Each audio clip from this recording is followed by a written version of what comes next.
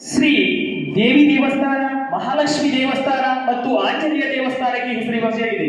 ಇಂಥ ಊರಿನಲ್ಲಿ ಈ ಶಾಲೆಯ ಹಲವಾರು ವಿದ್ಯಾರ್ಥಿಗಳು ವಿದ್ಯಾಜ್ಯೋತಿಯನ್ನು ಬೆಳಗಿಸುತ್ತಿದೆ.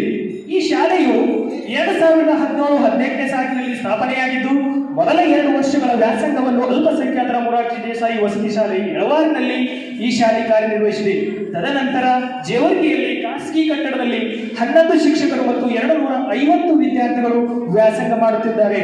ಆದರೆ ಈ ಶಾಲೆಯ ಮೂಲ ಸ್ಥಳ ಇರುವುದು ಜೇವರ್ಗಿ ತಾಲೂಕಿನ 15 ಕಿಲೋಮೀಟರ್ ದೂರದಲ್ಲಿರುವ ಮದರಿ ಎಂಬ ಗ್ರಾಮದಲ್ಲಿ 7 ಎಕರೆ 20 ಗುಂಟೆಯಲ್ಲಿ ಈ ಶಾಲೆ ನಿರ್ಮಾಣವಾಗುತ್ತಿದೆ.